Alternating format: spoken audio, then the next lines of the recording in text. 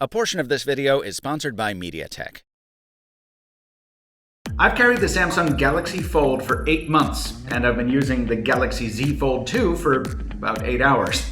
That's not enough time for me to properly review this $2,000 smartphone. It's barely enough time for me to take a shower. In fact, I didn't.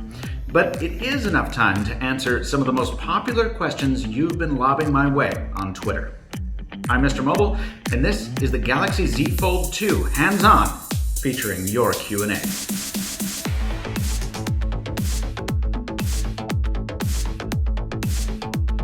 It might be a reviewer cliche, but the question, how does it feel in the hand, is actually incredibly important, especially when you're talking about the sequel to a device that earned a reputation for fragility, unfairly or not. Well, the best way I can say it is, the Galaxy Z Fold 2 feels improbably impressive.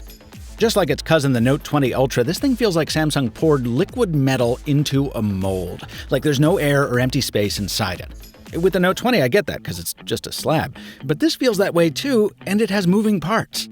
I've described the first Galaxy Fold as feeling like a bar of gold when it thunks into your pocket, and that's even more true on the Fold 2, thanks to the slight uptick in mass. When you open it up, though, you still get the subtle sound of the display flexing. This might be so-called ultra-thin glass, but there's still a protective layer on top of it, and then a factory-installed screen protector on top of that. And just like on the Galaxy Z Flip 5G I recently reviewed, that factory protector takes no time at all to become a Jackson Pollock for your prints. Mine even came with a little scuff right out of the box. I'm eager to peel it off, but Samsung recommends you let them do that. Yeah, I think it's just them being ultra cautious, because I eventually did remove my Z Flips and it had no problems. Let me know on Twitter what you think I should do. Play it safe or take a risk?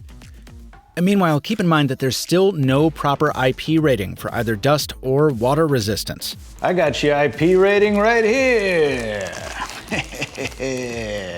As I've demonstrated in many videos, foldables aren't as fragile as you've probably heard, but neither are they phones compatible with beach life or sudden downpours.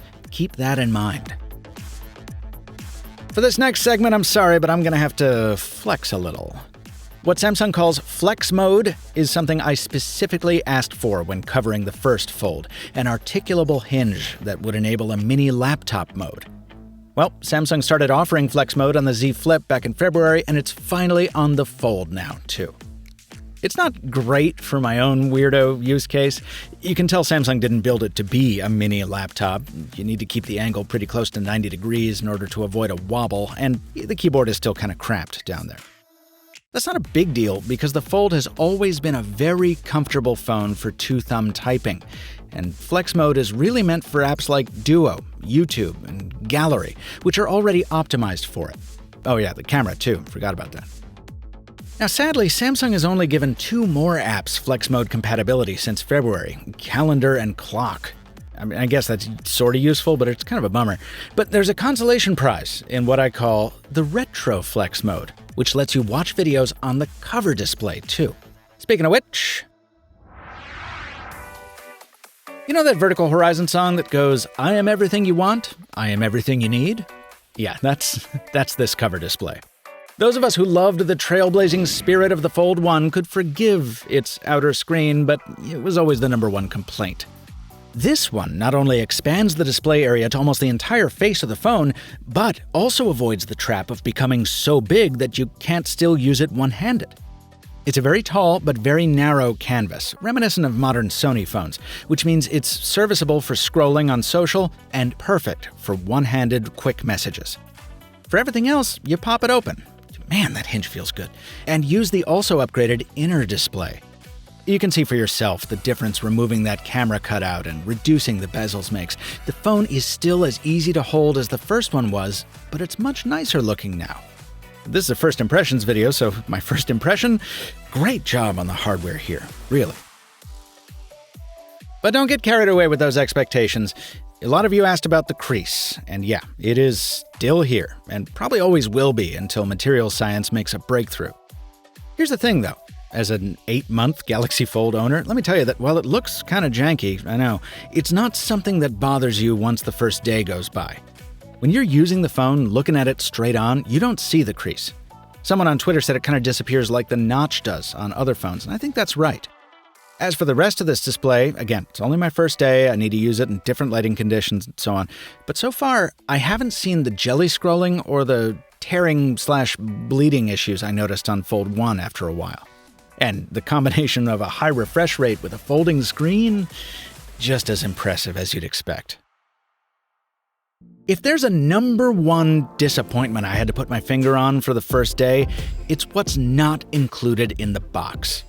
Fold 1 came with a bundled case and wireless Galaxy Buds as part of the package, which took some sting out of its high price, you know?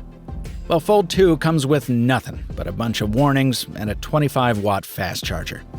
I mean, you still do get perks like a Founders Card membership, a Michelin star meal delivery, a round of golf at somewhere fancy. Oh, wait, I have a meme for this. Rich guys. Look, I get that the silicon is more expensive in this thing, and that there was even more R&D involved in improving an already bleeding-edge design. Someone's got to pay for all that.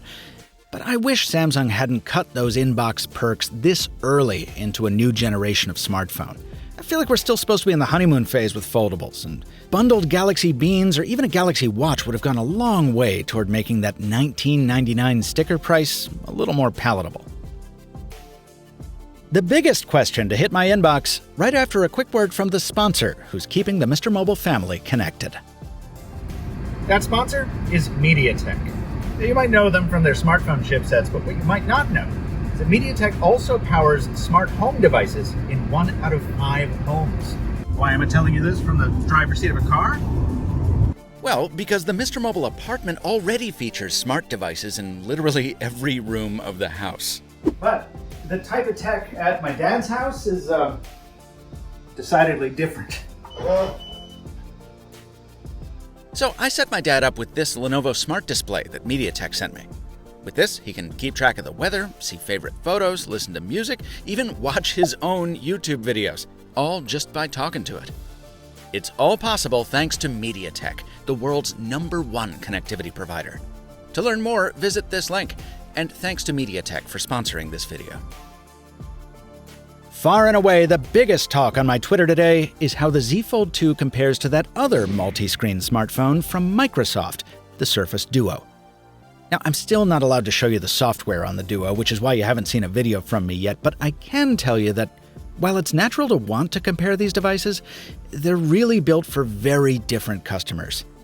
The Duo is made for people who want a mini Surface that lets them run 2 apps side by side and run single apps in split panel format. Now, the Fold 2 can of course do that through software, but it's a much more straightforward product in many ways. It's a smartphone that can become a tablet on demand, and it comes packing not only the specs, but now the refinement necessary to achieve that. I'm not breaking any rules by telling you what we already know about the intentions behind these products. And given the massive advantage in smartphone experience that Samsung enjoys over Microsoft, where things like cameras and software are concerned, I think it goes without saying that the Fold 2 will probably be the more familiar, more capable smartphone on the whole. I'll get into that once I can share my full thoughts with you. Let me know in the comments if you'd like to see a Fold 2 versus Surface Duo video when I am allowed to show you more. Camera performance, battery life, those are the kind of details you can always expect from my full reviews, and I'll be giving them to you as soon as I get that data. But what I'm most eager to find out is how the Fold 2 builds upon the new smartphone paradigm first ushered in by its predecessor. And of course, seeing how well it holds up over the 30 days I get to borrow it. Will it finally live up to the hype enough to let me uncork this very special bottle of Samsung wine I've been teasing for a month? Well, tell him, Maverick. I don't know, I'll tell you tomorrow, but it's looking good so far. The Galaxy Z Fold 2 is available for pre-orders starting September 2nd.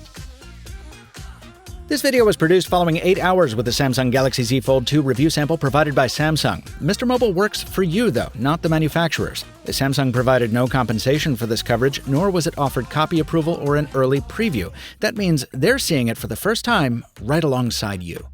Please subscribe if that's the kind of video you'd like to see more of on YouTube, and check out my series Into the Fold, where I explore every facet of foldable screen technology in our modern times. Until next time, thanks for watching, and remember to stay safe and mask up while you stay mobile, my friends.